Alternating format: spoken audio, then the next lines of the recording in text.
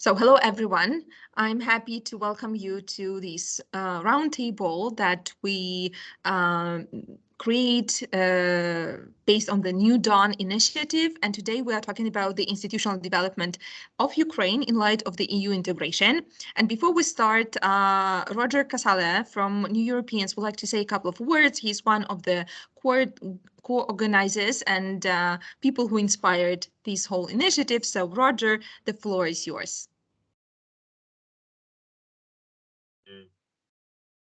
You are muted. You have to unmute yourself. Thank you very much indeed, Ola. And hello, everybody from London. I'm in London today. I live in Italy, and in Rome. I don't know in Italy whether they have particular rules about how late meetings can start, but they do have rules about when you can drink a cappuccino. And I've just managed to get a very good cappuccino, which is not easy in London, I can tell you. And fortunately, it's only 11 a.m. in London, not 12 noon or 1 p.m. as it is in Kiev. So you'll understand that I've got to get back to my meeting, and I've got to drink my cappuccino. But I was really keen to be here in person and say a few words too, to show my appreciation. Christopher, Vosmir, Yevin, to you for being our speakers today. Thank you so much to Olha and to Jan for organizing this series, to Wolfgang from Media Dialogue for Peace and Democracy, who's here with us today. New Europeans International is based in Brussels, and I've just spent the last few days in Brussels with Jan. He'll tell you a bit more about that. And you'll be pleased to know that Ron Schuman Square on Europe Day, 9th of May, happy Europe Day to everyone belatedly, was filled not with missiles as the Kremlin Square was, but with young people who we and our partner organizations had helped to bring to Brussels for that day, and with flags, Ukrainian flags, and with European flags. And we said we stand together in unity and solidarity and for peace. And there was a string quartet from Ukraine who played beautifully despite the wind. They were very professional. They didn't flinch an eyelid. And I took a little video, which perhaps I don't think we can share it with you today. And there were a couple of women sitting behind the musicians having a cup of coffee or something, and there were a group of young people to the right, and the musicians and the sunlight and the EU flags and the Ukrainian flags. And I thought, this is a little glimpse of what peace looks like. We have to offer people a glimpse of what peace looks like, and let's hope that peace soon will come. And all respect to Volodymyr, who's speaking to us today, I know from Kiev. Europeans, with our partners Wolfgang Reisman and others, have been working on Ukraine for a number of years as a civil society organization. And we were going to launch a petition at the first week of February to say we should strengthen the EU-Ukraine association agreement, the assisting association agreement. And we worked with a platform. I won't name them. I won't name and shame them. And they usually push our petitions if they like them. And they said, well, we're not going to push this. No, this was the 4th of February. Nobody's interested in Ukraine. That's not going to go anywhere. Well, that's not the case today. And of course, there are lots and lots of activity now, and energy and concern and solidarity. I just arrived in London and was greeted by 3 people standing there with Ukrainian flags saying, come here, we can help you if you're a Ukrainian refugee. That's all very good. But my concern, one of the challenges I think we face is how can we sustain this interest and this support and this solidarity and this energy going forward in the longer term? Already, I think we see signs that people get issue fatigue, don't they? Get issue fatigue. But the conflict's going to go on, I hope it won't, but I suspect it might for a long time. And how can we have a long-term strategy for making sure that solidarity and that energy and that support is there? Point number 2, there's a lot of talk about sanctions. We support sanctions, but we're not a political organization in Europeans, we're a civil society organization. But a lot of people are talking about how to damage the Russian economy, but not enough people are talking about how to support the Ukrainian economy. How can we support the Ukrainian economy today, tomorrow, the day after tomorrow, going forward? And I think a lot of that is also about framing. And I think the relationship with the EU is very, very important. And we know that there's going to be an important council meeting in June. But we also, and we know that Annalisa Baerbock has been in Ukraine on a surprise visit saying, you know, we'll take Ukraine as a member of the European Union. But we also know that Mr. Macron made a speech a couple of days ago where he said it could take decades to join. I just say again, remember the EU-Ukraine Association Agreement. I hope these words have added poignancy coming from a committed European speaking to you from London. Because the relationship with the EU, being in a relationship with the EU matters.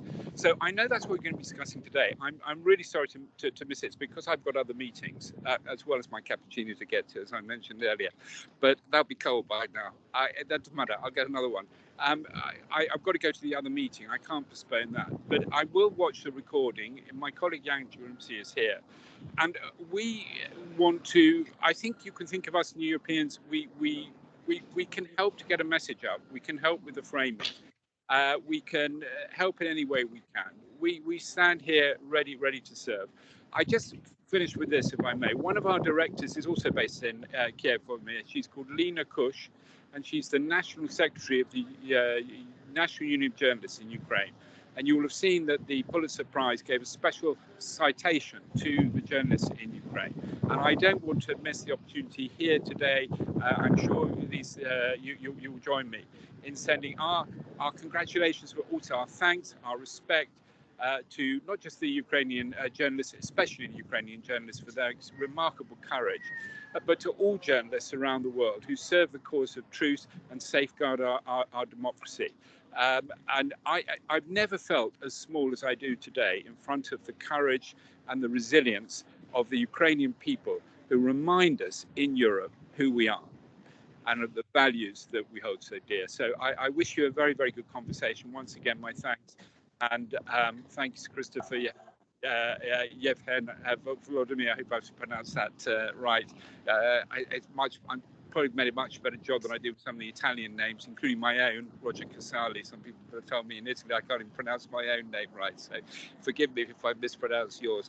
But I do have a very good session, and I look forward to hearing about it. And please, let's stay in this conversation. Let's start a conversation today with you, and let's see how we can continue with that. So thank you very much indeed, and I look forward to hearing about the reflections and deliberations that you have today. Thank you very much. Thank you. Thank you so much, Roger. Thank you so much for your support and your inspiring words.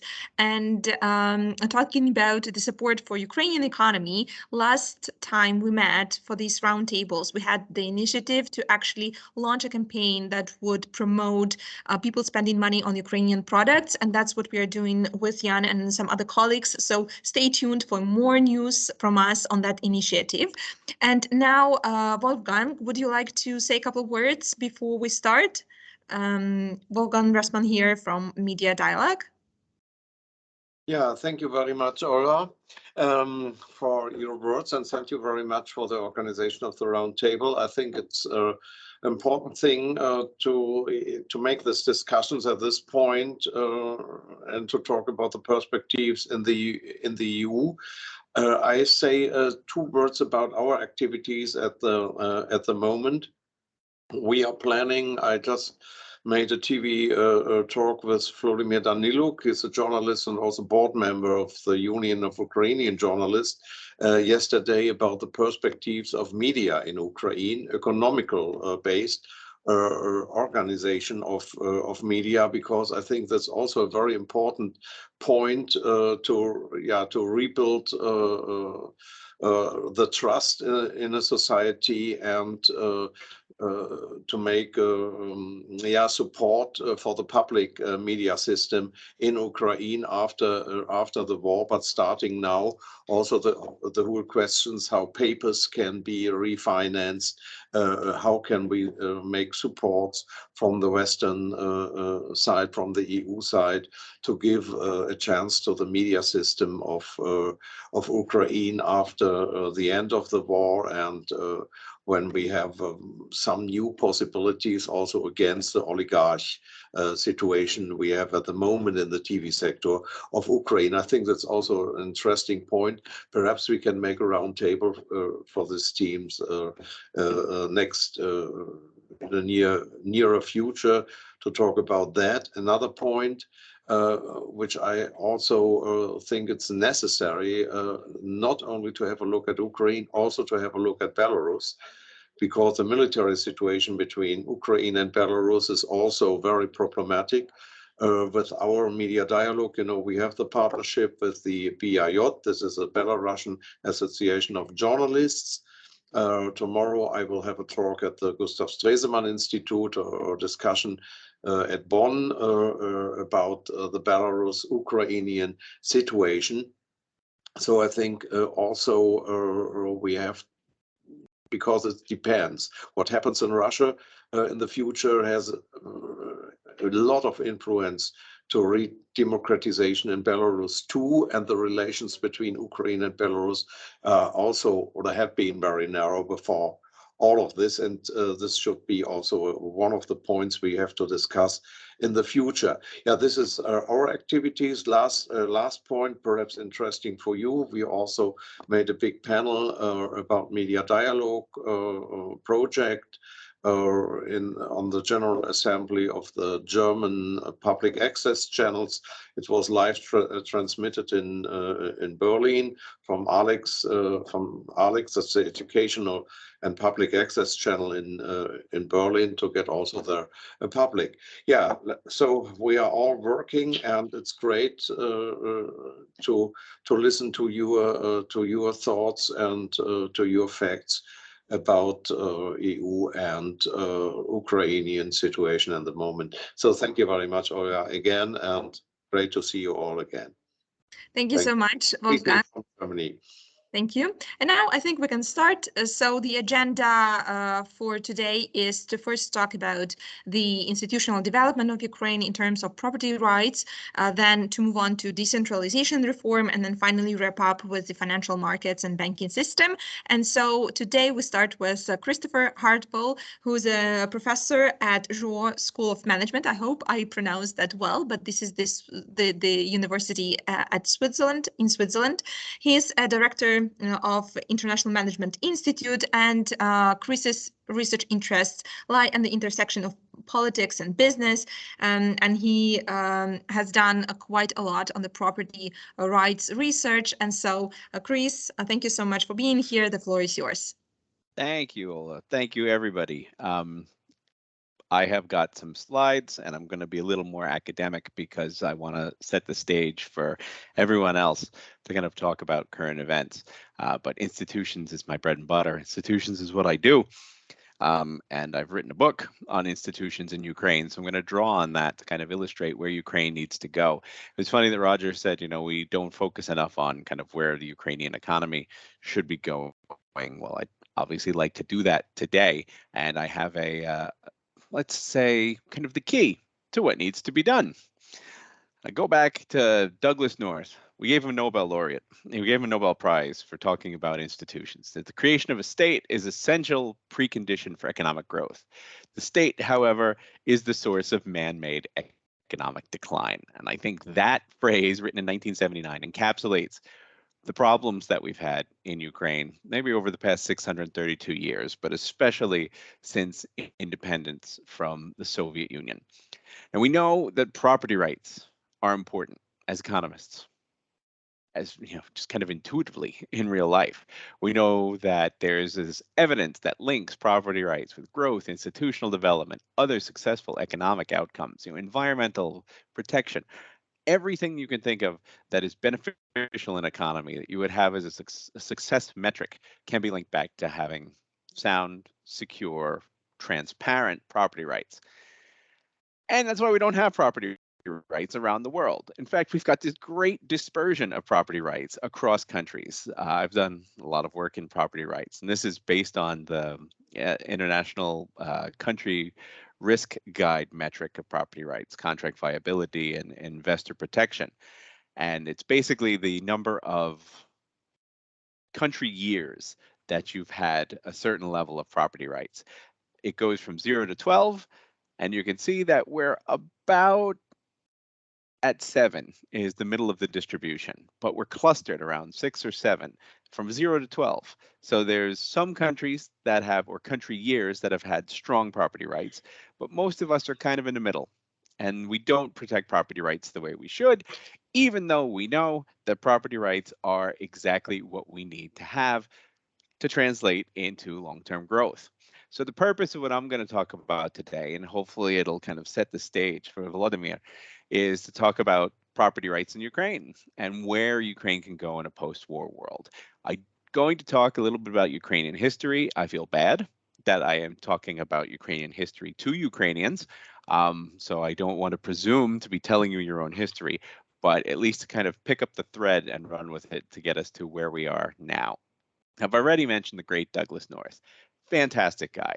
I spoke with him a little bit before he died because I needed his permission to use an epigraph for my first book. Absolutely fantastic guy. His approach to thinking about property rights was, not surprisingly, an economic approach. We have property rights when the benefits of having broad scale, kind of well-distributed property rights outweigh the costs. That the government was a discriminating monopolist that provided the service of third-party enforcement mechanism, which is what we wanted. You know, we had problems with trust. We had problems being able to sell to people that we didn't know, who, you know, that weren't part of our tribe, weren't part of our clan. So we'd have this elaborate structure of law and its enforcement that would provide this third-party enforcement mechanism. The legislation that would accompany and kind of codify property rights was meant to remove uncertainty. So we've got all these informational asymmetries. Government is supposed to kind of help us out in alleviating this. But we know that governments have their own kind of biases. They have their own objectives. Buchanan and public choice literature tells us about this.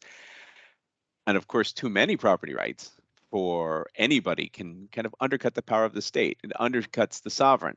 It can allow for rivals to kind of come up. This tension persists over time. You know, every period brings the temptation for the sovereign to kind of pull back property rights to kind of guarantee the state. At the same time, we say, okay, we want to have better property rights. Everybody's rich. Maybe you won't have a revolution if everybody's rich. But the other time, if you have too many property rights, you're going to have political rivals that might want to overthrow you. So you can have both gradual and revolutionary change under kind of North's framework. Now, a few issues kind of come out from this framework. The first one is, you know, how do you get the next guy in line? Or not when North was writing, but the next gal in line. How do you get the next guy or gal in line to be able to commit themselves to property rights? You know, how do you bind the sovereign across space and time? And North said that this happens because you have a shift in relative prices, so that, again, it's better to have property rights than it is to not have property rights. You can have constitutions that kind of codify the rules of the game. So we can look back and say that this is a founding document and that this is our commitment to property rights. And then we will kind of make reference to this through the judiciary, through other formal and informal institutions. But you also need to have these other formal and informal institutions. You know, crucial for the sustainability of property rights are these supporting institutions, the judiciary, other contracting institutions, banking, financial markets, which we'll hear about today as well. They're needed to kind of ensure sustainable property rights. What also comes out of North's framework is that diffusion of power is critical, that you can't just have one sovereign, one ruler, one autocrat who is then kind of in charge of who gets property rights. North and Weingast, in their thousands of sites paper from 1989, says that there's multiple veto points in England after the Glorious Revolution. This helps to protect property rights. North shows the Madisonian democracy in the United States, something that some people are trying to dismantle now because they're not getting their way when it comes to the Supreme Court or when it comes to the Electoral College. All of these entry points stop us from doing stupid things, or at least moderate how stupid our things are that we do when we vote en masse. So Madisonian democracy in the US vitiated any attempts that there were to reduce property rights because there were enough people that were voting against it. So what you have then is a true balance of power rather than shifting kind of your power poles, who's really in charge. You have lots of people who are in charge because nobody is really in charge.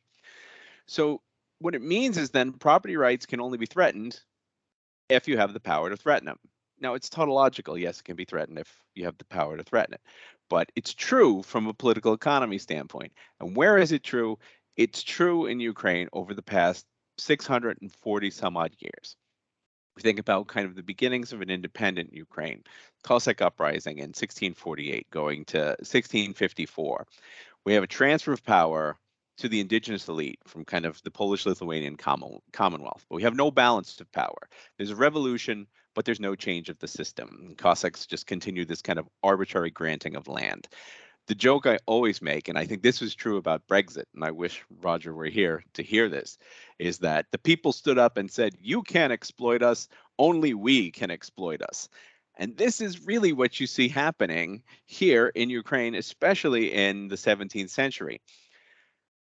Deal with the devil, as everyone knows, this reliance on Russia to kind of secure Ukraine as separate from the Polish-Lithuanian Commonwealth leads to this gradual absorption into Russia. It's gradual from about 1654 to 1710, but then it accelerates. Also, that means in terms of economic institutions, the adoption of serfdom till 1861. And of course, Russia has never been big on property rights. In fact, when there's only this kind of intellectual development of what property rights are post 1861, it's this idea of communal property rights, which again, if we all own it, no one owns it. And this gets enforced very heavily in the Soviet Union. Speaking of the Soviet Union, we know what happened to Ukraine in the Soviet Union. Forcible collectivization, brutality of the famine, the targeted famine, purges, World War II. We've decimated the institutions and the human capital within Ukraine, and we've made nothing. We've attempted to eradicate private property in its entirety. It's not spread at the distribution isn't uniform across Ukraine, and collectivization was completed pre-war on the left bank of Ukraine and then post-war in kind of Poland, Galicia, but we're still kind of this rolling eradication of private property. It's not till we get to the 1980s when communism's cracks are just absolutely manifest that we get widespread informal property rights emerging. And this happens in Russia too. And there's this large literature on what's going on at kind of the enterprise level and how this really screws us when we get to privatization, because the managers have kind of held themselves, have aggregated to themselves these small scale property rights over what were supposed to be public assets. And they've kind of carved out these little niches, and then that ends up in, kind of feeding oligarchy. But you also have some measures of trust. You have informal contracts that are breaking through, punching through the edifice of the centralized economy to kind of create deals and to get things done. But because there was uncertainty about what reforms were actually going to be put ahead, then the rights were kept small scale. Then we get to 1991, 1992, the Soviet Union falls apart. Unfortunately, we don't see a lot of movement in Ukraine, especially in the immediate post-Soviet era. We don't see a lot of change in politicians. I mean, you think about the Rada, it was elected in 1990. It wasn't dissolved in 1992. You had the same people who were elected under a communist system with its adherence to eradicating private property, who were still in office as of 1994. So this communist majority was dedicated to blocking the extension of property rights. So it's not necessarily the state, but you have the legislature, which is actively against property rights. So the problem is then, how do you solve the political system? When you solve the political system, the economic institutions get put on the back burner. So it becomes this struggle to take power from the Rada. Kravchuk doesn't do it. Kuchma does it and kind of shifts the balance of power in his direction. But that's just it. It's just a shift of the power. There's no actual balance. It says the Rada has the power, I'm going to take it back. But now you've just changed who actually is the state, who is the sovereign saying, no, you can't have property rights. And again, North says you need to have multiple veto points. You can't just have one pole that just kind of goes back and forth.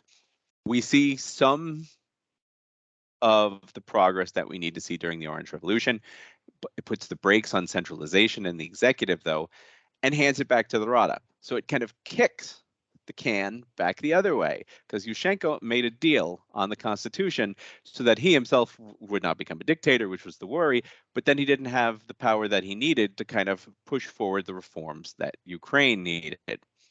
So that brings us to kind of Yanukovych, who showed a transfer of property rights both from the state and from the people to himself. The family was the source of property rights. It was the recipient of state largesse.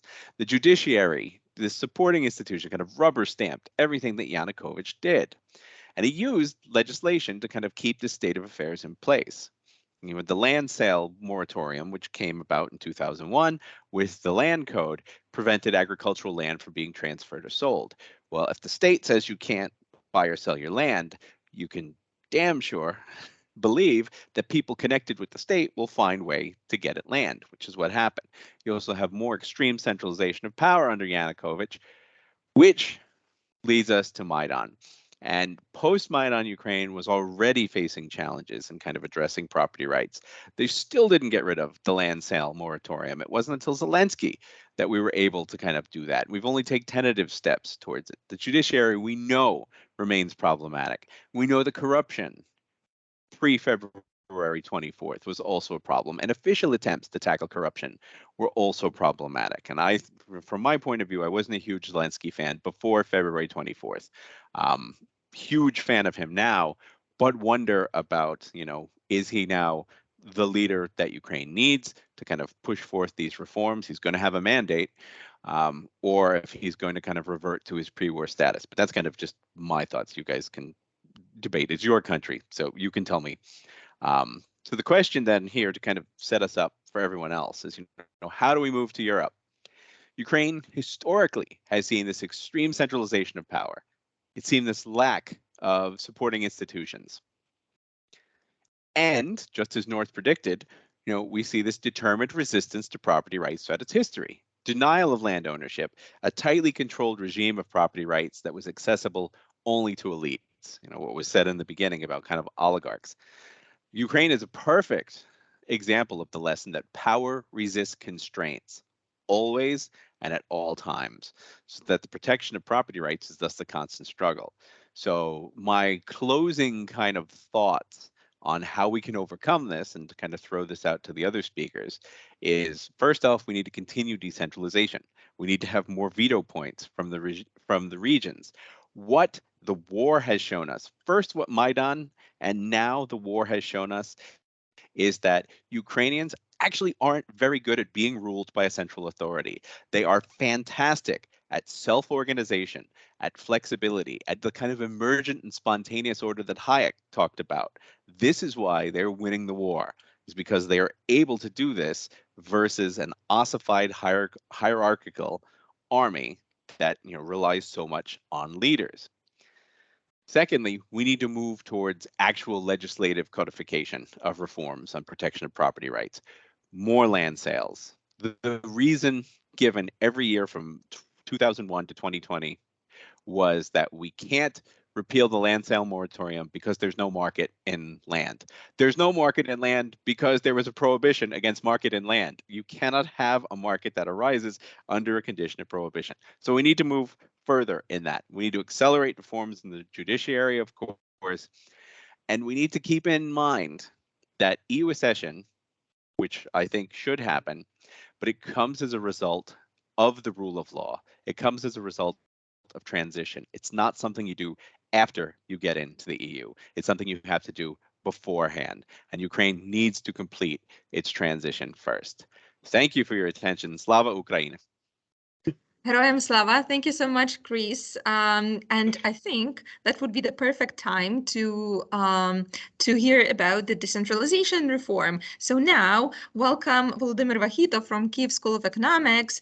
Volodymyr has extensive experience in applied economic and macroeconomic research on productivity and foreign trade. And today he will tell us about the decentralization reform in Ukraine. The floor is yours, Volodymyr. I think I have started with a little story. In 2006, the IMF delegation came to Ukraine for another time. And this was the year when everything was kind of growing. The growth rates were not as high as 2007, but the apartment prices were growing. People were taking lots of loans. Most of these loans were in foreign currency. And the question that IMF came with, why the Ukrainian state allows such a huge foreign credit in the private hands. They said, well, come on, guys, your currency is not so strong. If the currency goes down, you'll have lots of delinquencies, bankruptcies, and so forth. And they were trying to understand what was going on.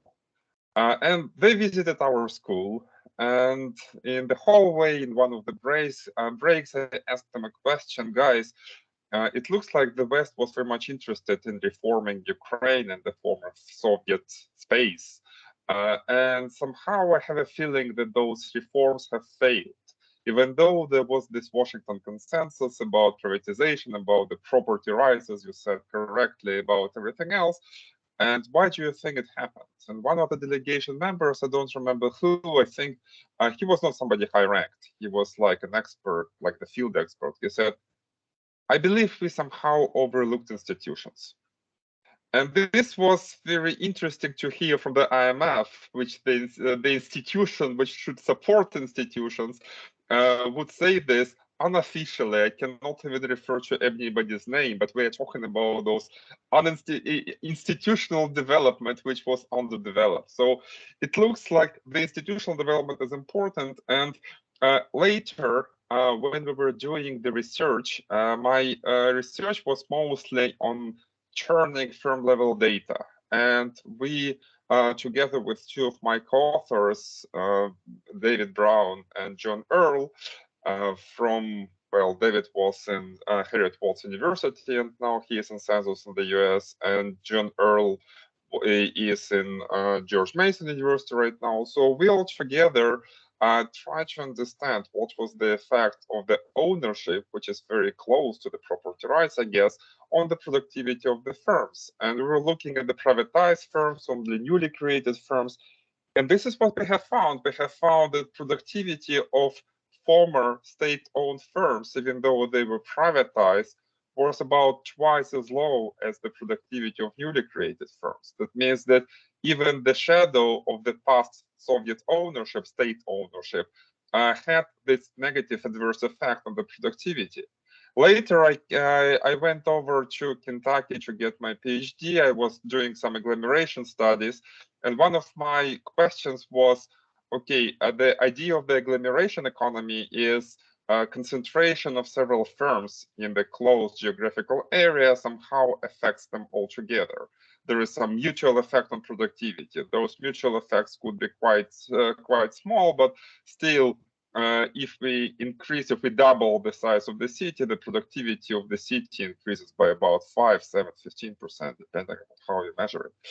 And this is what I found again. I was trying to look. I was looking at the Ukrainian firms, and I was trying to understand what kind of firms were surrounding those Ukrainian firms. In other words, what was the concentration of the properties, city by city or rayon by rayon or something like that. And again, I found a very interesting result that in the regions, in the areas where the concentration of the old Soviet property was high, those agglomeration effects were lower. That means those firms which are located in the areas where there used to be a lot of Soviet property were tending to have lower benefits from agglomeration, lower benefits from mutual cooperation. And again, it looks like there was this, I wouldn't say toxic property, but I would say there was those negative clusters which affected the growth of the Ukrainian economy. So it looks like the idea here is not only behind the property rights, but also behind whom those property rights belonged at some point of time. And I think this was kind of interesting to see. And this was approximately when I was starting to look at the Ukrainian territorial, which is administrative territorial, адміністративно-територіальний устрій. Administratively territorial, and then I'm lost. well, so basically the way the country is divided. Yeah, how the country is divided, and you said absolutely correctly in the beginning that the war that we are looking right now is the war between essentially two different ways of the government. The first is the hierarchical way, which pertains to Russia, where all the orders come from the top down, and the second is kind of this decentralized way the Ukrainians try to pursue. And this is what we observed in the territorial reform in Ukraine since approximately end of 2014, beginning of 2015. In the 2015, after the second Maidan, Ukraine has underwent a substantial territorial reform where local communities gained the right to retain a certain share of the taxes in the local community budget.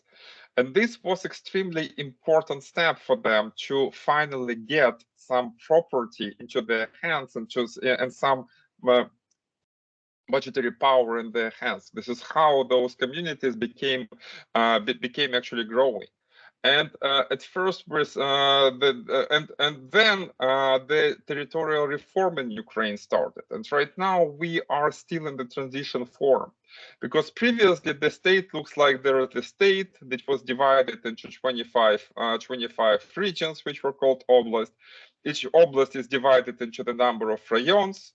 Also, there were some cities of so-called oblast subordination, and financing went from top down, basically from the state to the oblast level, from the oblast level to those rayon levels, to those city levels.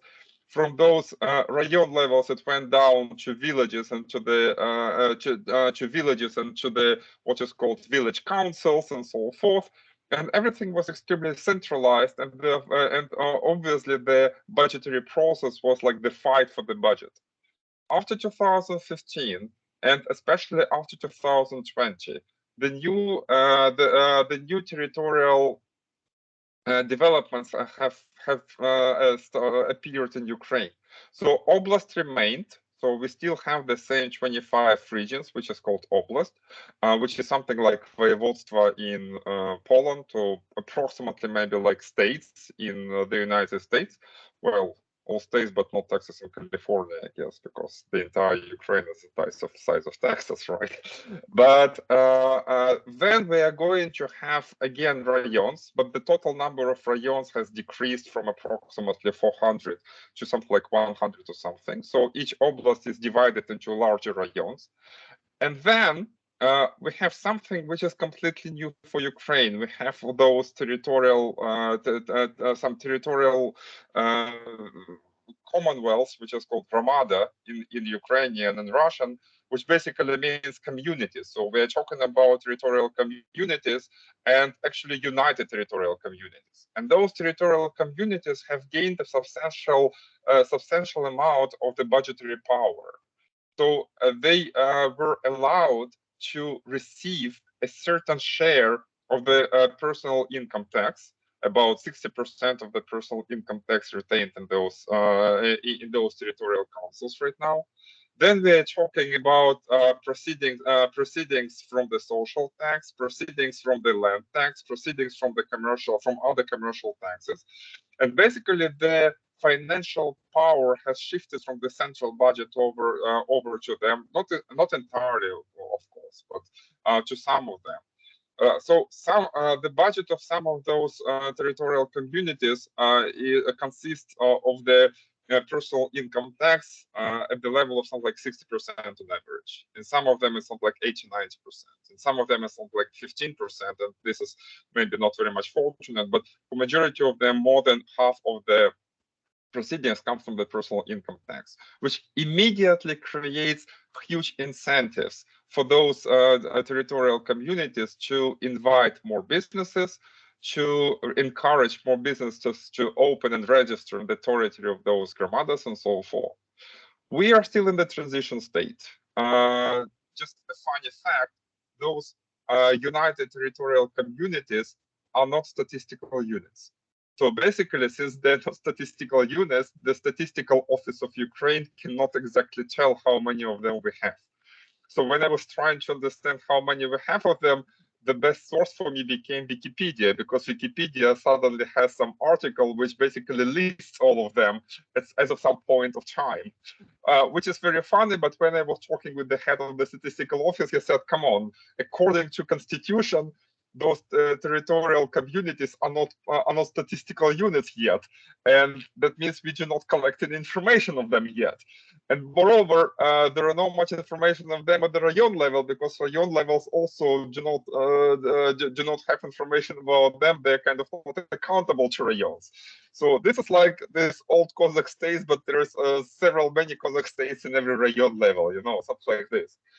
But this is something which is very important. This is dissipation of the property and dissipation of land and dissipation of the power between those local units.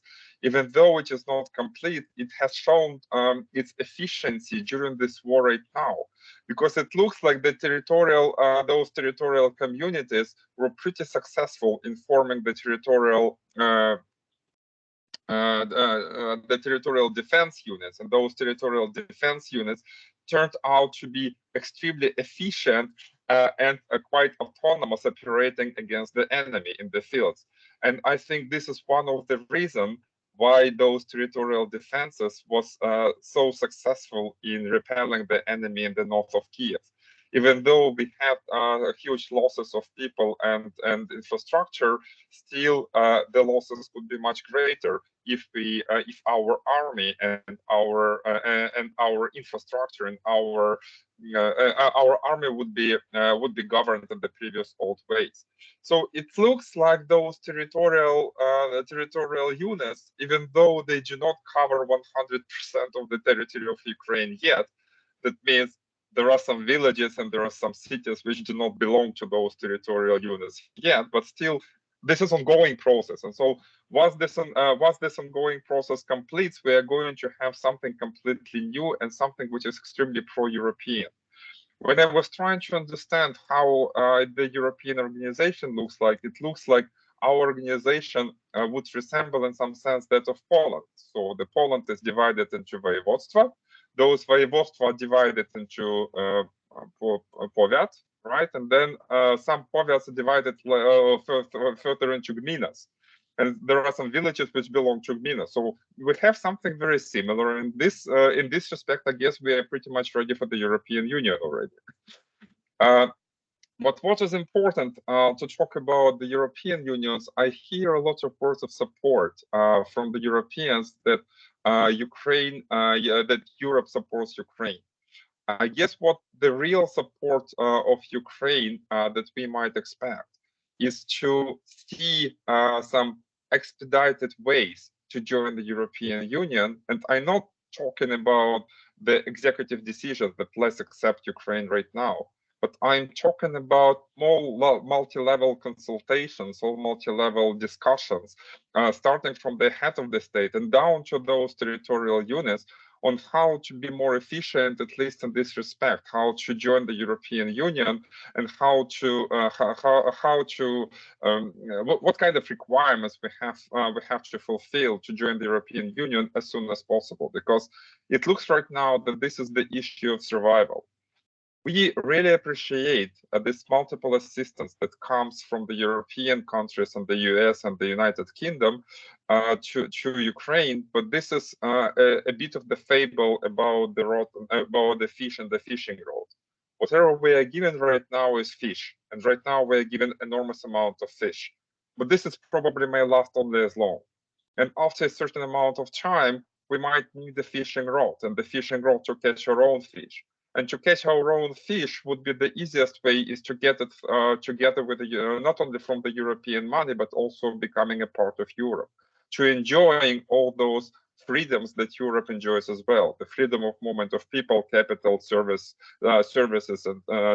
and labor. Those things are essential for Ukraine already now. And probably without even joining the European Union, some of those freedoms, at least freedom of moving labor and freedom of moving people, could already be granted, because without those freedoms, Ukraine will not have enough money.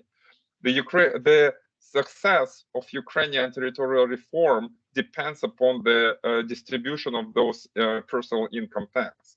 The personal income tax depends upon the personal incomes, which depends upon the businesses which operate in Ukraine, and which depend upon the prosperity of the people. And without the prosperity of the people, it might be very difficult to sustain those local communities. And without openness of Europe to all the individuals, so that individuals could get more experience and more income outside of Ukraine, we cannot talk much about the success of Ukraine in the nearest future. So this is what I'm calling to. I'm calling about opening borders of Ukraine, of Europe, at least for some freedoms from Ukraine, if we want to see more success from the territorial reform. Thank you so much, Volodymyr. Indeed, you've raised so important and such great points, and for sure we'll discuss them during the discussion phase of our meeting. But now we move on to Yevhen Dubohris, who is an expert at associate expert at Case Ukraine, and he has extensive experience in banking sector because he has worked at National Bank of Ukraine as a head of office and deputy director of the department to deal with bank stress testing, regulations, implementations, and also banking supervision, etc. So he has extensive experience in that field, and today he will talk about the financial sector and the banking sector as well, and whether they are ready for the European Union. So Yevhen, the floor is yours. Thank you, Olga, for your invitation. I've got some slides. Could you see them on your? Yes, Yeah? yes, we can Great. see him as well. Great. First of all, the initial topic we agreed with Olga was how Ukrainian banks should deal with compliance to European banking regulations after Ukraine joins the European Union. But we also discussed the possibility of the talks about Ukrainian banking system during the war, and I think it might be even more important topic, because now many of the Western politicians, many of the Western civil servants are considering Ukrainian banking system is something that is not working properly, because probably 3 months ago, no one believes that Ukrainian banking system can survive under this hard pressure of war. And now I want to describe briefly the Ukrainian banking system and how it is working, how it's working during the war times. And some topics to discuss. Let's see the banking system as a whole, how banks recovered from the 2014 crisis, how they feel like just before the war, and how they are withstanding the war just now. And of course, at the end of this discussion, I would like to stress your attention on probably the main topic: are Ukraine's banks ready for European Union standards? And the short spoiler is they're fully ready at the moment. So at a glance, we have 69 banks as of today. The biggest of them is a state-owned bank, Privatbank.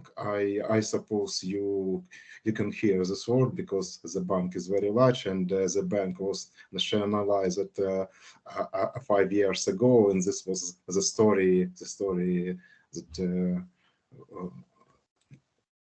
that was good described in all the European media. We have 4 state-owned banks, we have 49 private banks, and 16 foreign banks. So foreign banks account for, let's say, for the 35% of Ukrainian banking system. It's mostly European banks. But the largest banks in Ukraine are state-owned banks. 4 of them are among the top 5 Ukrainian banks.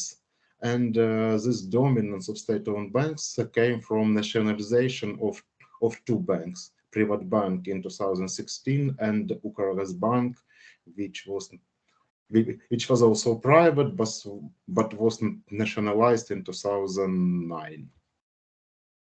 In terms of net assets, you can see that 4 state-owned banks has probably 48% of the total banking system. It's our legacy. It's our legacy of nationalization, and also this is a legacy of postponement of privatization of state-owned banks. But it was a weak point before the war. But now state-owned banks, state-owned banks should play their role of safe haven during the war times, and they really do. They provide loans to businesses, they provide loans to agri-businesses, they provide loans to infrastructure businesses, and now Ukrainian banking system, you will see, is working, is dependent heavily on state-owned bank activities. A short slide about the development of the Ukrainian banking system after shock in 2014, after the first attempt of Russia to invade our territory. You see that compound average growth rate was above 9%. I mean, the compound average growth rate of net assets of banking system. As we now, I can say, probably the Polish territory, I decided to compare Ukrainian banking system with Polish one, and we can see that Ukrainian, in terms of assets, Ukrainian banking system is 9 times less than Polish banks, and also our largest bank, Privat Bank, is also 9 times less than the largest Polish bank, PKO BP. So our banking system, yes, it is stable, it is good, it is growing, but but now it is relatively small. But from the other point of view, let's consider the profitability, because Ukrainian banking system, yes, it's much less than Polish one, but in terms of profitability, we see that net profit for Ukrainian banks are higher than net profit for Polish banks, and net profit of Privat Bank is slightly higher than net profit of PKO BP. So our banking system, despite it is small, it is tiny, maybe compared to European one, but it is much more profitable and attractive. Just some figures are a common use ratio, cost to income ratio.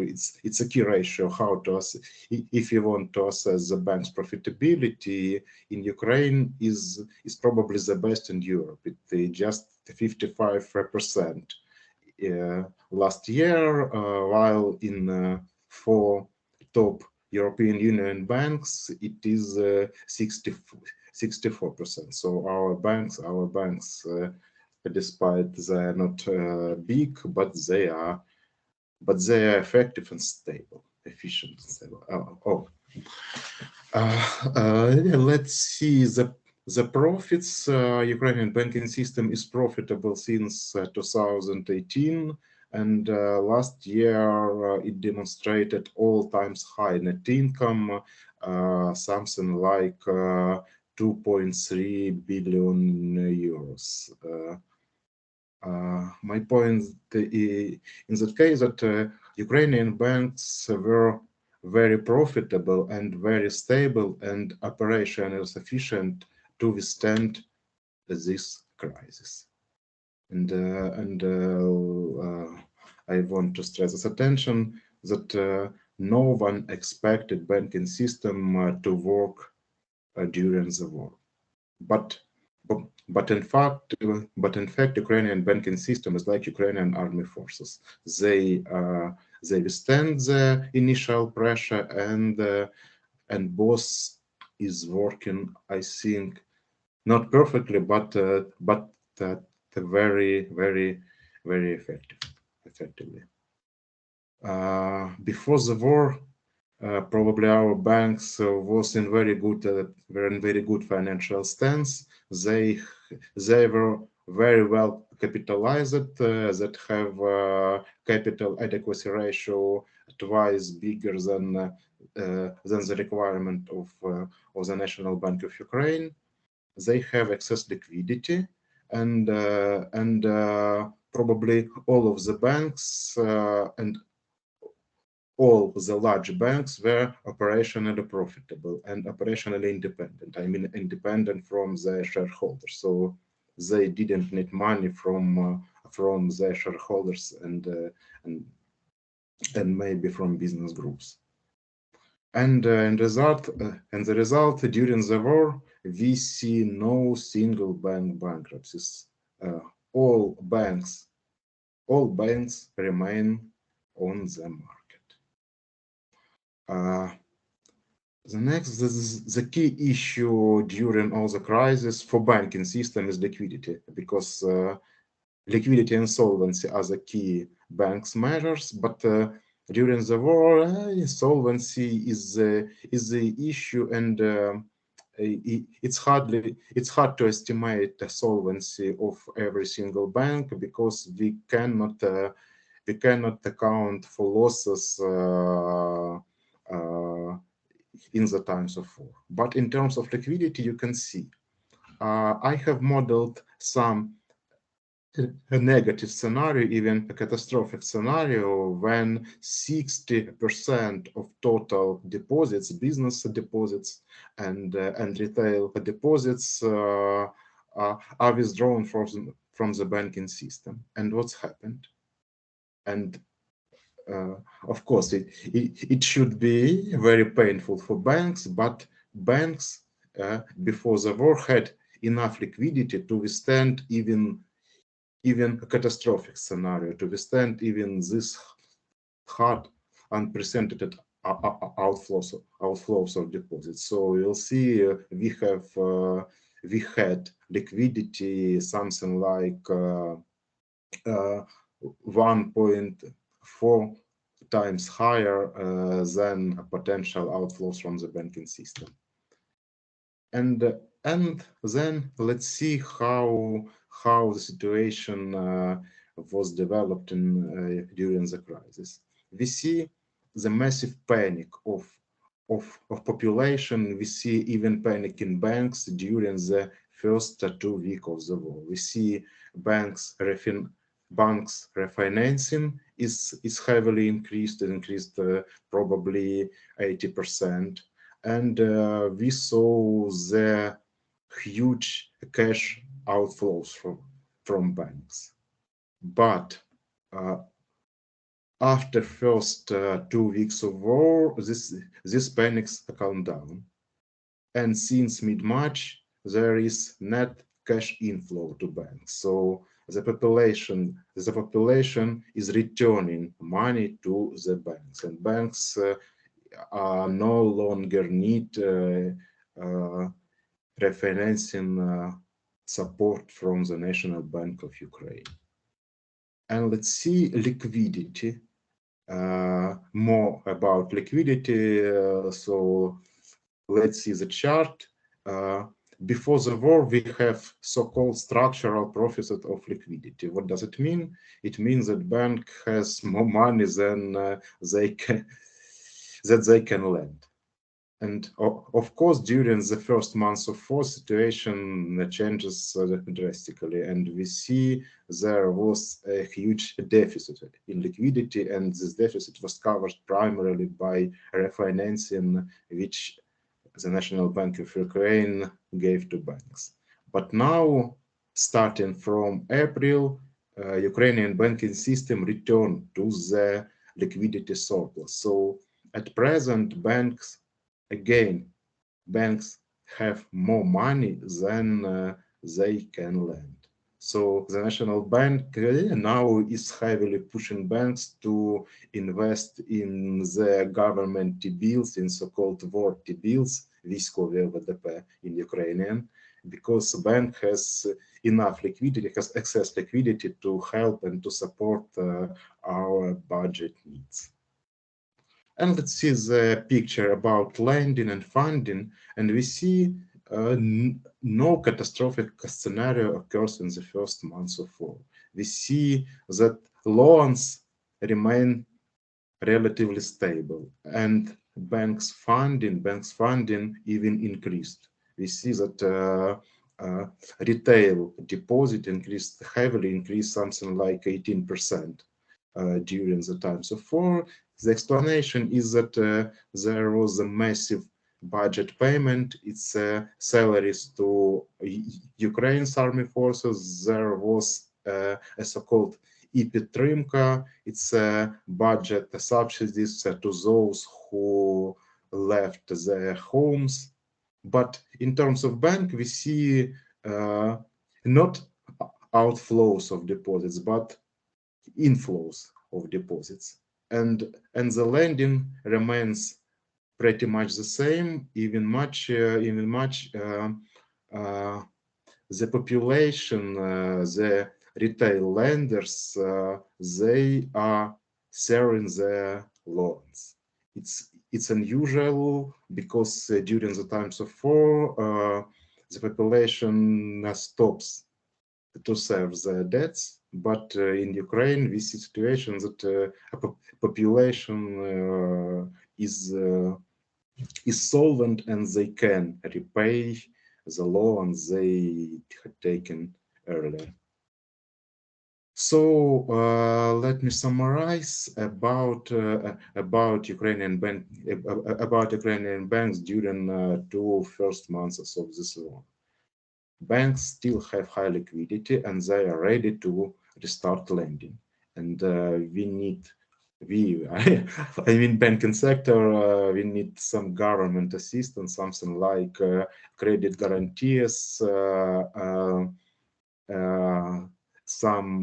some other kind of support, some maybe state programs, but money is enough. Money in banks, they are enough to restart lending. We see no bank bankruptcies, and now only 6 or 7 banks in the red zone. They can really lose liquidity because those banks are banks which headquarters, which basic operations, which main assets are in the war zone, in Kharkiv region, in Chernigiv region, in Sumy region. But these banks together represent less than 8% of the total assets of the banking system. So there is no threat to the whole banking system. It can work further. Payment system in Ukraine is working probably at 24/7, so all times we can pay by night, we can pay early morning, and this payment will be done. There are, yes, some issues with business loans because businesses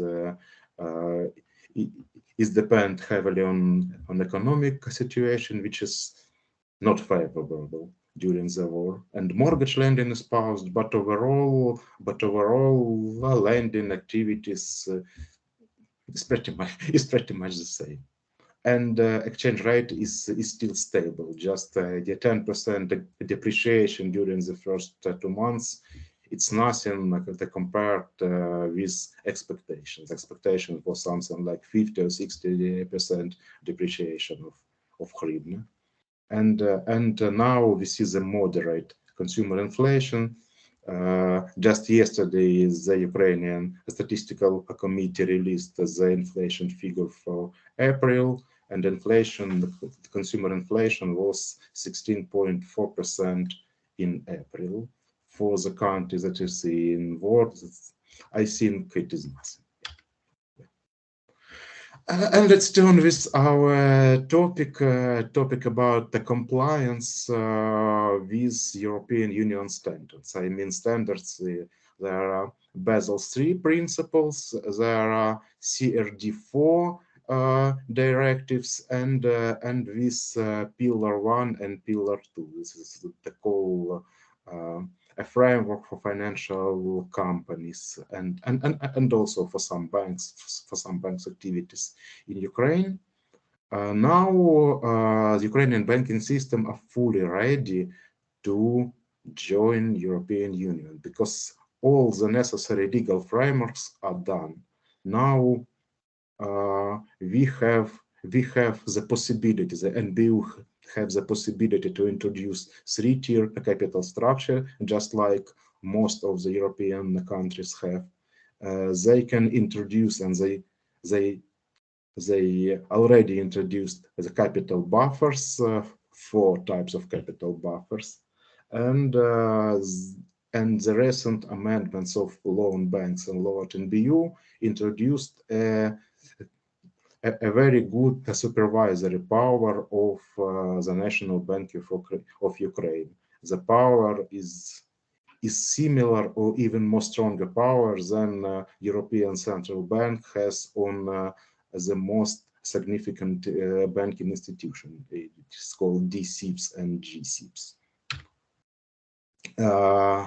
Well, moreover, there was plenty of prior actions made by NBU and for my team, because I was a part of NBU in 2014-2019. We introduced 2 new liquidity requirements, LCR and NSFR prudential regulations. They are in place, and bank has to comply with this regulation, just like European banks and banks in the most European countries. We introduced the Basel III, the total Basel III standards of credit risk assessment, because credit risk was the main problem for our banking system, and I think we totally solved this problem. All lenders in Ukrainian banking system has to have sound financial. Instead, their chances to get a loan are very, very low. And we apply the standards to both retail borrowers and large exposures, because large exposures was a critical problem for Ukrainian banking system prior to 2016. We introduced new types of risk, just like a Basel, even a Basel II requires market risk and operational risks. We are making thorough asset quality reviews each year and conducting stress testing of banks and stress testing of large exposures of banks.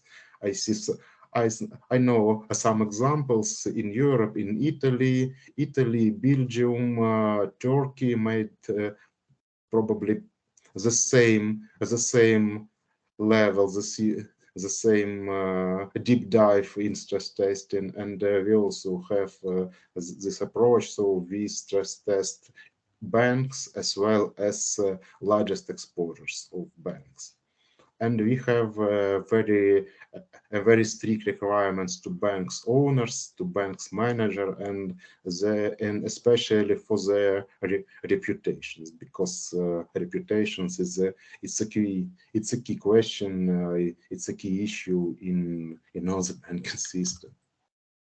Of course, we have to do some further actions. Actions that should solve the problem of some complex instrument of capital. I mean, the COCOS bond, the contingency convertible bonds, some financial instruments. We have to fix some licensing issues, which at present do not allow foreign banks to go to Ukraine. We have some issues with Pillar 1 and Pillar 2 introduction for financial companies, because frankly speaking, we have no financial markets banking markets. So maybe we will solve this problem after joining the EU when financial companies can enter Ukraine and to play their games and their rules. But now the key question whether we can implement, whether we can join the European banking system is the losses of Ukrainian banking system during the war. It's hardly to estimate, it's very hard to estimate the amount of losses as of now because war continues. We now in the war. And there are, because those losses may be so heavy that we cannot adopt in full Basel principles, Basel standards, Basel capital standards, just because banks cannot reach even zero threshold in the nearest future. So in this case, we will need to maybe abandon or postpone the Basel introduction for Ukrainian banking system and to give banks some time, maybe 1, 2, or 3 years, just to deploy fresh capital, just to increase the capital stocks. And the second option, and I think this option is more favorable. This option implies we can give Ukrainian banks a kind of grace period up to 3 or even 5 years, so they during this grace period they are not obliged to meet all the capital requirements. Something like the capital requirements will be a tier 1, for example, 5% adequacy. We will allow them to have even negative adequacy, but they should start the recovery program and show us how they will increase the capital and how they will comply with capital requirements. We have done this exercise in 2014 and 2016, and probably all the banks they met the requirements. They prove their operational sustainability, and they recover their capital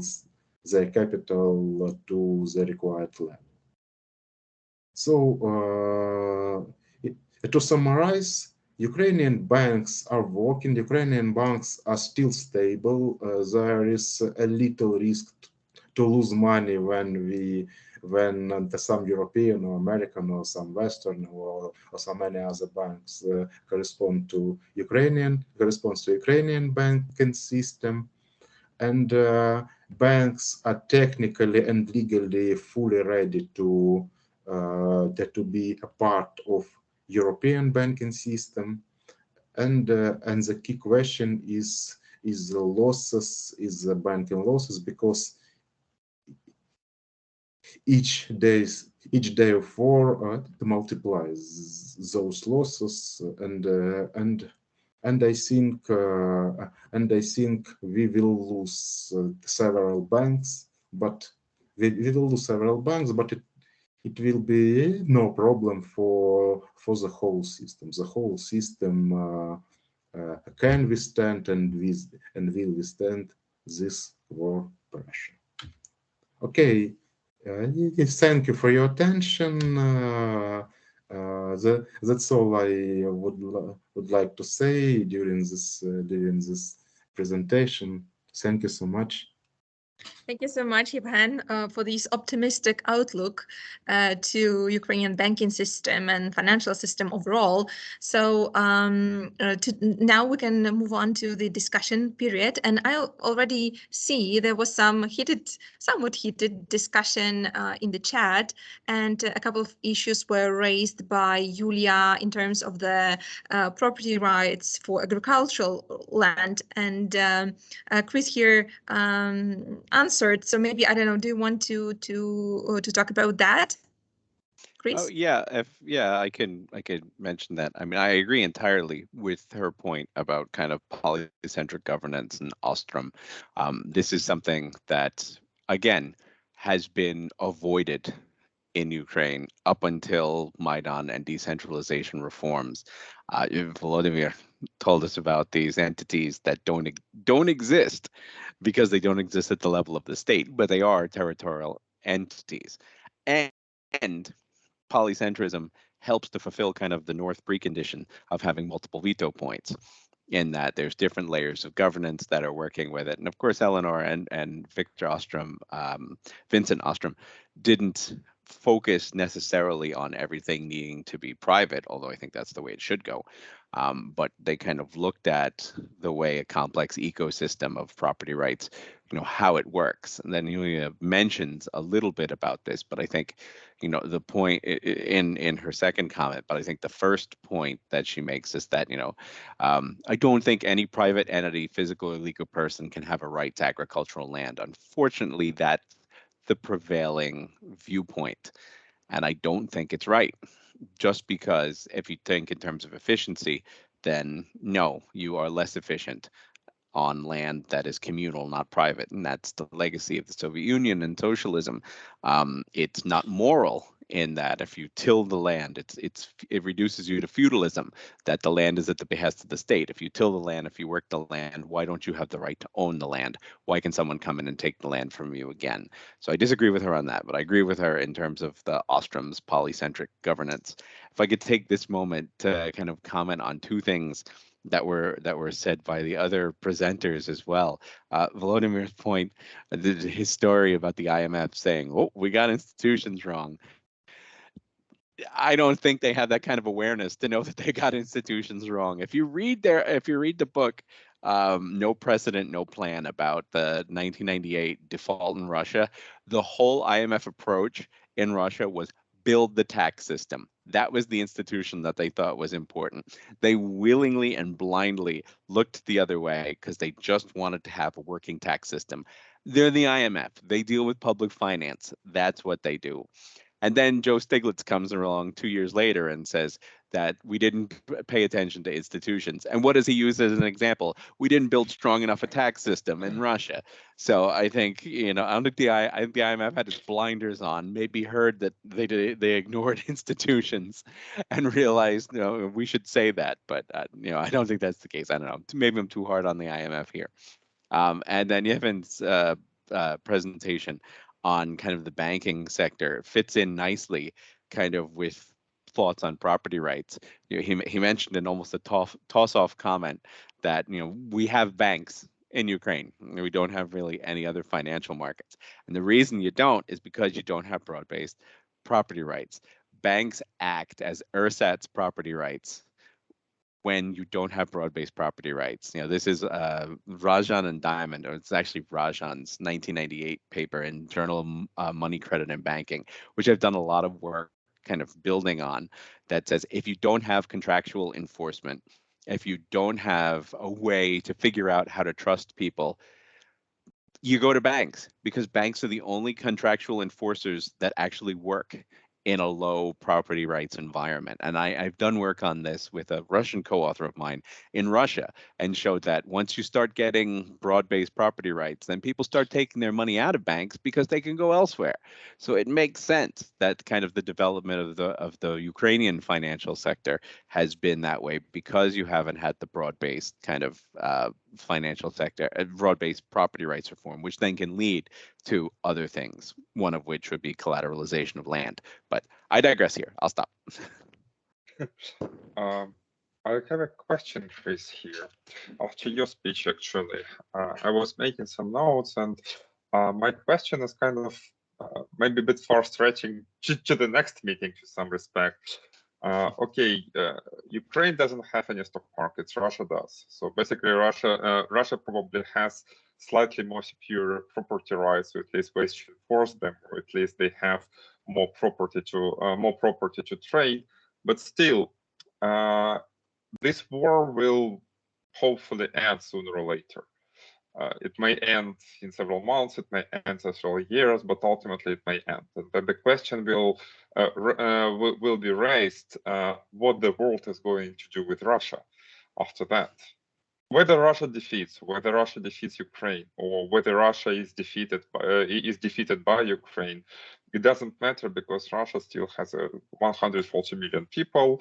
Russia has huge of land. Russia has still huge of weapons. Russia still has lots of people who are quite derailed on history and everything else.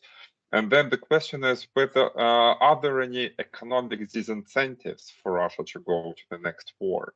And then the question is this diffusion property rights, would it prevent Russia from another war?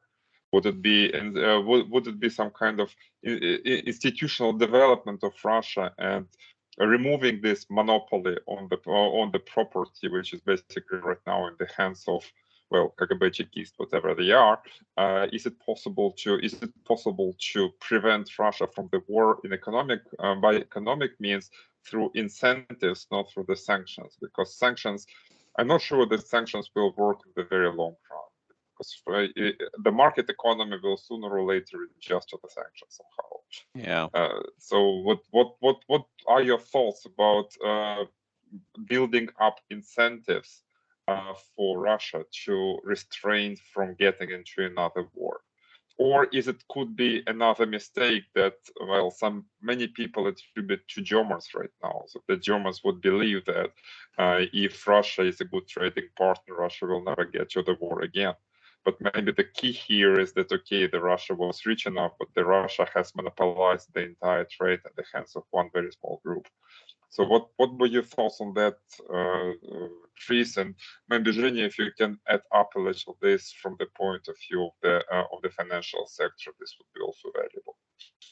That is a great and expansive question. Yeah, I mean, you say that the Germans, was it Wandel durch Handel, change through trade, and that's naive. I think it's been proven naive, I think, at the national level everywhere, in the United States and China, for example.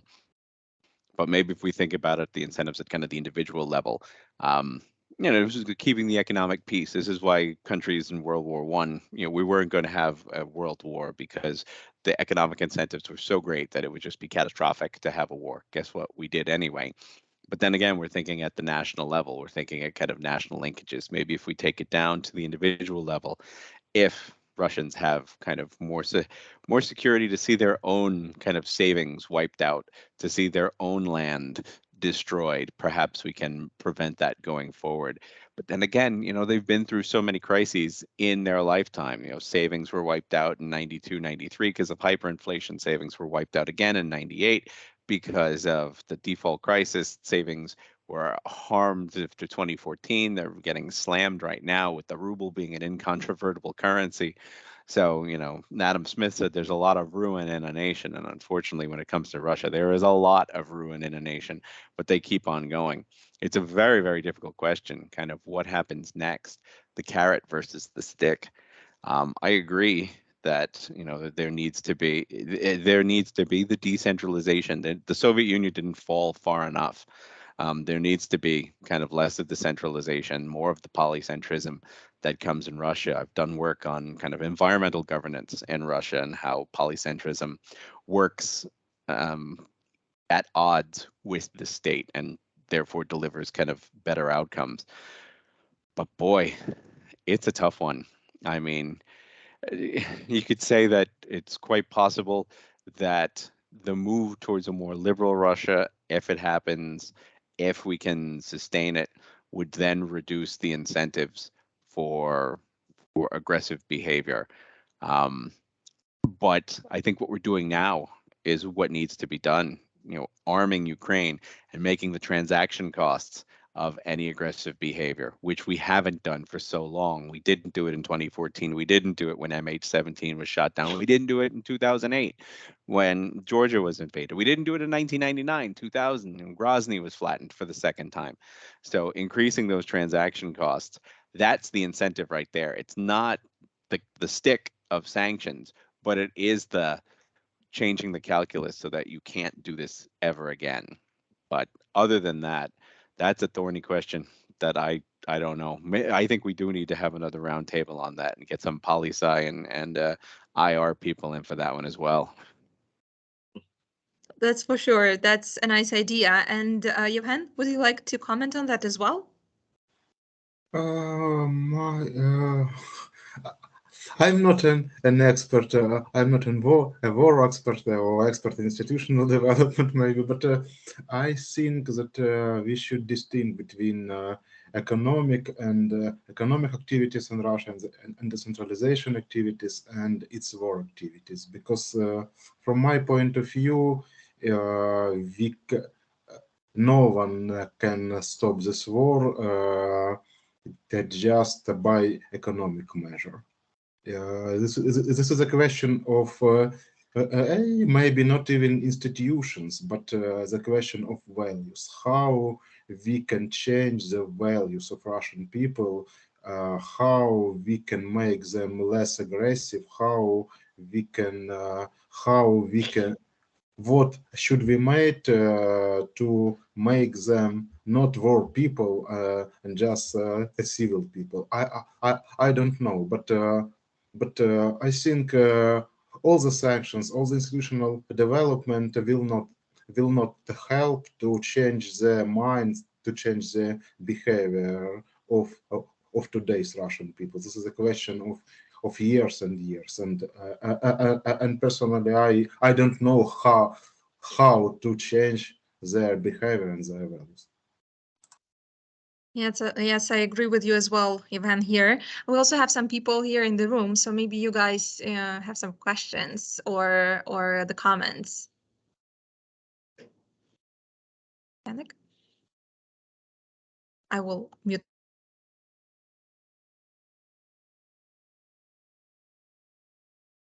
Yes, well, yeah, okay. Yeah, because we're in one room, so this is the.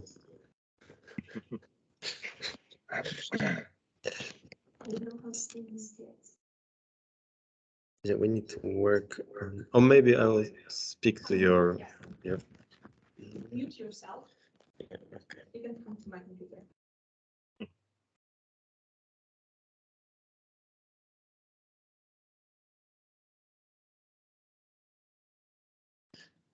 Sorry, we have some technical issues, but Yannick will just come and use my camera and my computer. You can just come here, I think.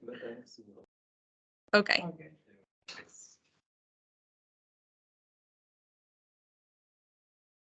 Hello, everyone. So this is the magic of online meetings. Yeah. So thank you very much for all your presentations, and this is really informative.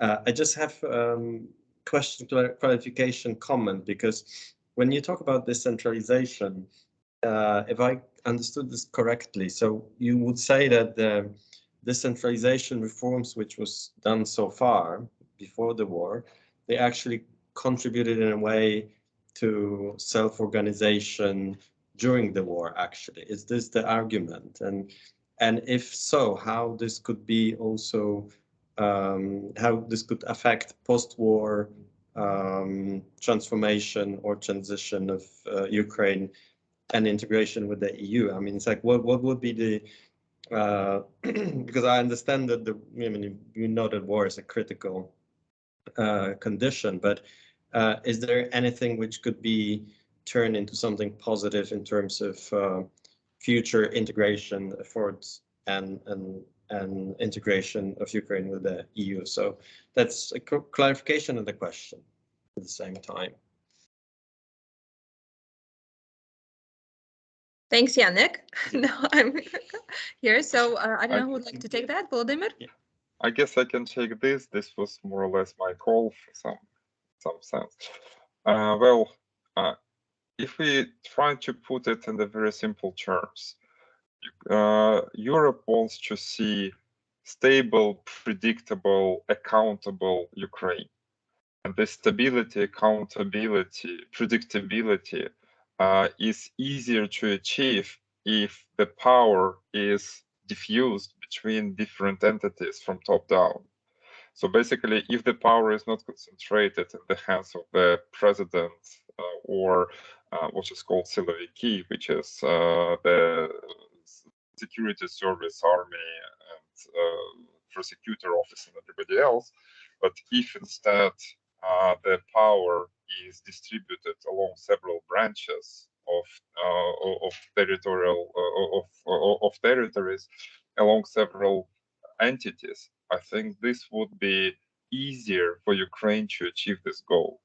Because as long as the power is concentrated in one hands, we saw what happened in 2014 and before with Yanukovych and Party of Regions.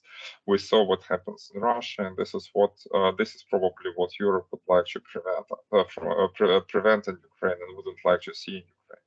So the distribution of the power between local and central governments, and the distribution of power along in the horizontal links between more or less equal territorial entities I think should be considered as anonymous good for Ukraine and for the European Union, because only in this case it is possible to distribute the funds in the most efficient way, as far as I understand.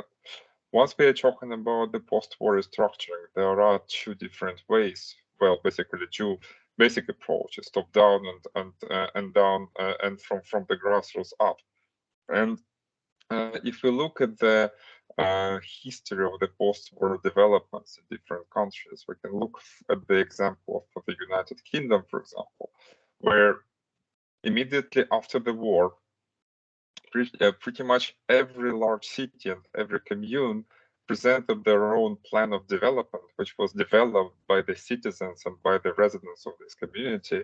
Some of those plans have been taken as the basis for the local development, and a lot of this post-war restructuring, redevelopment took place based on those plans.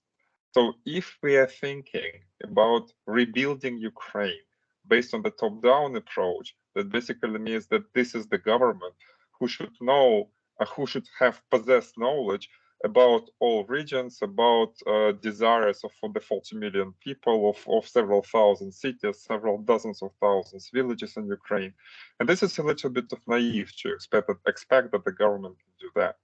So I hope that there might be some at least academic push from the European community towards Ukraine in the direction of dissipation of the power and not concentration the power in the hands of a single party or the hands of the single body or the president or a very small number of people. So I think decentralization reform, which is probably historically is more pertinent for Ukraine, I think this would be a better way towards Europe than trying to concentrate, and because it might seem that this is efficient, but this is probably not.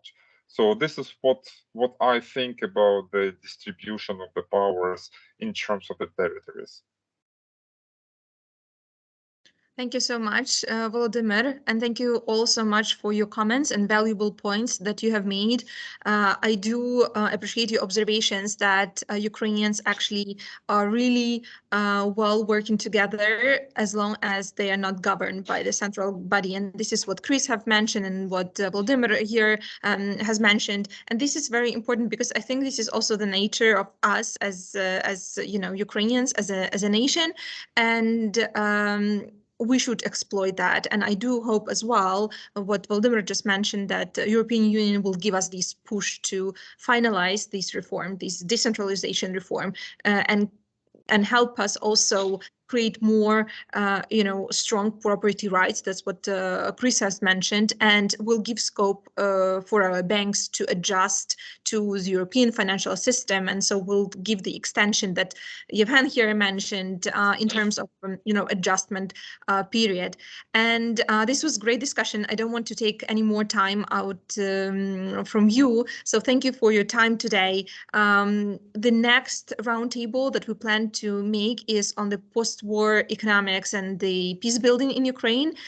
So we will send you the invitations, and we will be happy to see you and discuss these issues with you as well. We will plan that for end of May approximately, and I will email you with all of the details. Thank you so much again, and stay safe, all of you, and thank you for being here and telling us all these interesting things and raising your points. Thank you very much. Thank you, Thank Ola. you very much, Olga, Yeah. for having us over. Thank you. Thank you very much. Thank you, Olga. Thank you. До побачення. До побачення, and слава Україні! Героям слава. Героям слава.